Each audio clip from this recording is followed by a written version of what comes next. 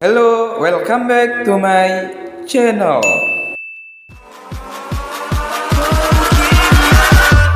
Catch 'em all.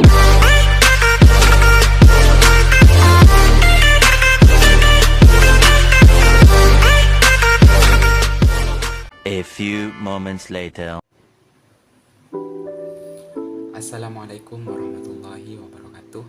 Selamat malam semuanya, dimanapun kalian berada.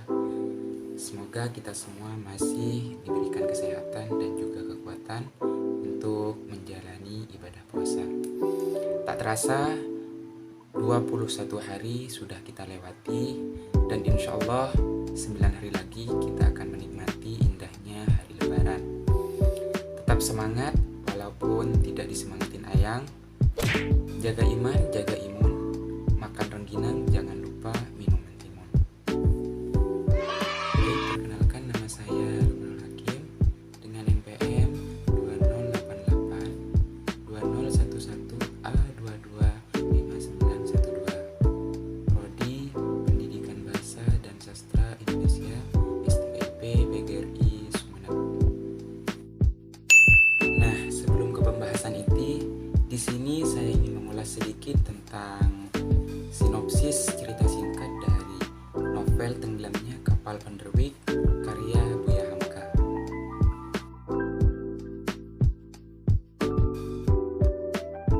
Inilah sinopsis cerita singkat dari novel Tenggelamnya Kapal Van der Wijk oleh Buya Hamka. Alur ini diperlihatkan dari seorang gadis cantik yang bernama Hayati. Hayati adalah gadis Minang yang cantik dan keturunan bangsawan kaya di Padang Panjang. Ia bertemu dengan Zainuddin, seorang perantau yang berasal dari keturunan biasa. Lalu mereka berdua pun saling jatuh cinta. Namun, adat yang masih sangat kuat di Minangkabau tidak memungkinkan keduanya untuk menikah. Kemudian Zainuddin memberanikan diri untuk melamar Hayati. Tapi lamaran Zainuddin ditolak oleh keluarga Hayati, sehingga pria itu sakit hati. Apalagi kemudian Hayati dinikahkan oleh keluarganya yang bernama Aziz, pria kaya yang dianggap setara dengan Hayati. Zainuddin pun memutuskan untuk merantau ke Jawa dengan bekerja sebagai penulis. Ia berhasil menghasilkan karya yang bagus dan menjadi kaya raya. Suatu hari saat ia menghadiri pertunjukan opera, Zainuddin tidak sengaja bertemu dengan Hayati yang datang dengan suaminya, Aziz. Pertemuan ini ternyata membuka kembali kisah cinta yang dahulu bersemi, sehingga konflik pun kembali terjadi. Hayati masih mencintai Zainuddin dan Aziz pun akhirnya bunuh diri setelah menceraikan Hayati. Sayangnya Zainuddin yang terlalu keras kepala dan terlalu dendam tidak mau menerima Hayati kembali.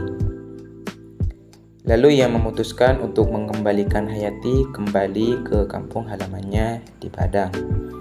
Hayati pulang dengan menaiki kapal Van der Wijk tujuan Tanjung Priok lalu ke Padang. Namun sebelumnya ia menulis surat yang menyatakan bahwa ia hanya mencintai Zainuddin. Ternyata naas malah menimpa Hayati, dan kapal tersebut tenggelam di tengah laut dan Hayati berhasil ditemukan lalu dibawa ke rumah sakit. Zainuddin dapat menemukan Hayati di rumah sakit dan akhirnya menyesal lalu menerima Hayati kembali. Sayangnya Hayati tidak dapat diselamatkan dan meninggal dunia di rumah sakit. Zainuddin pun menyesali semua keputusannya. Sakit sekali ya guys.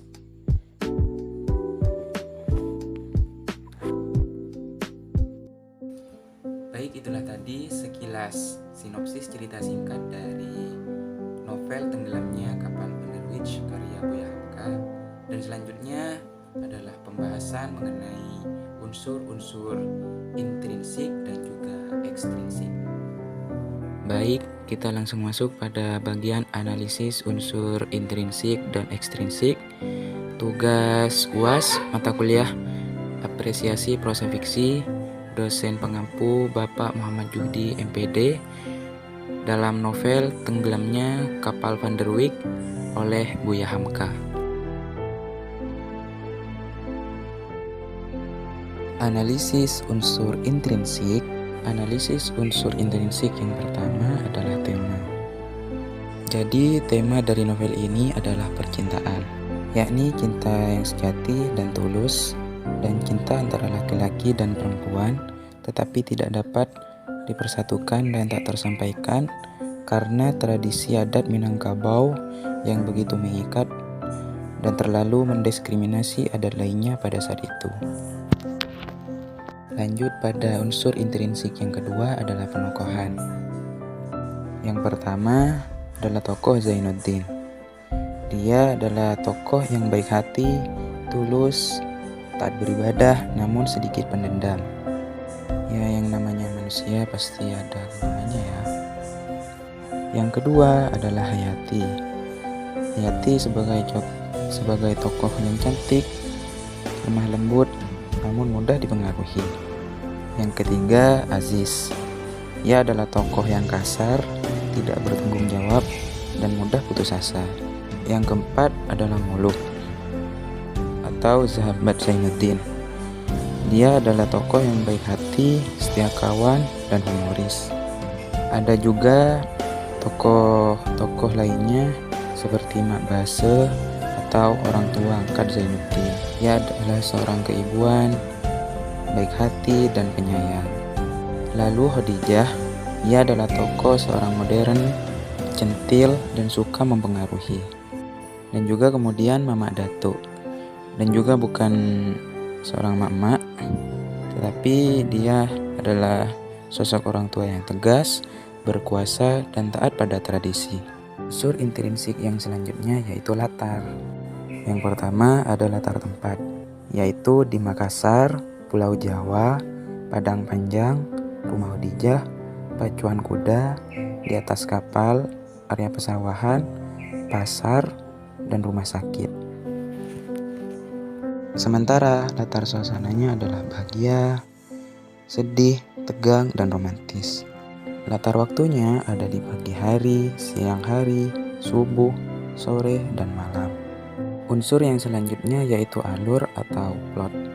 Jadi, alur yang digunakan dalam novel ini adalah alur campuran, yakni antara alur maju dan alur mundur. Alur maju menceritakan kisah hidup Zainuddin dan kisah cintanya dengan Hayati hingga ia meninggal.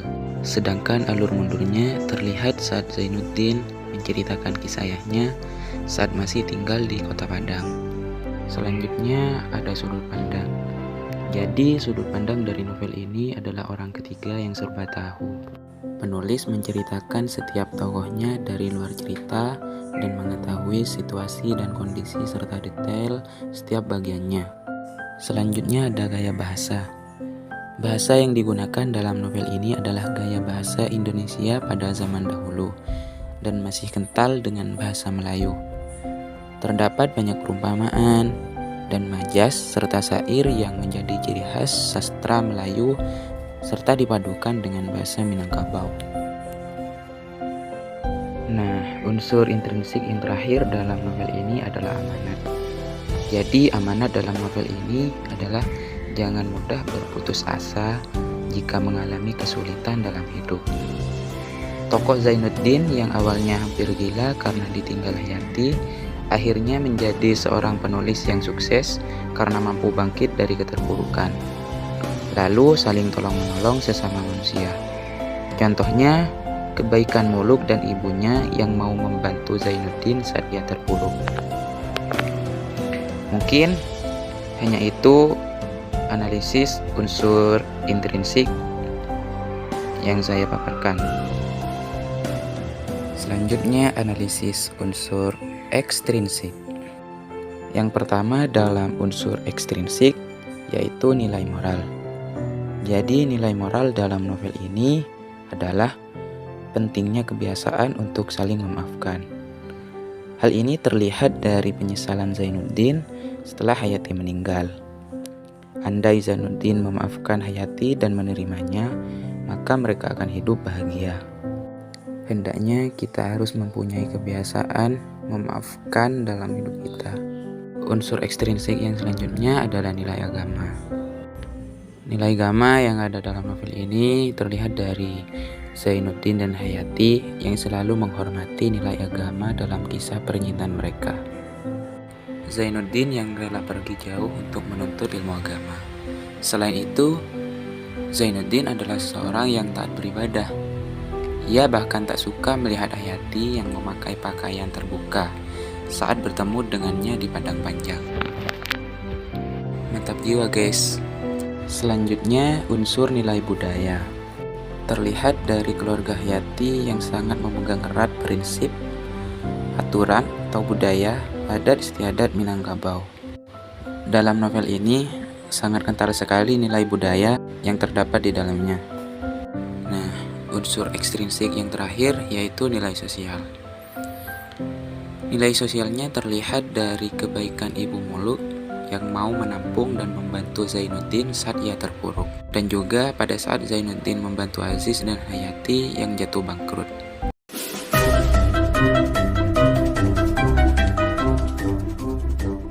Oke teman-teman, demikianlah analisis unsur intrinsik dan juga ekstrinsik dari novel Tenggelamnya Kapal Vanderwich karya Buya Hamka.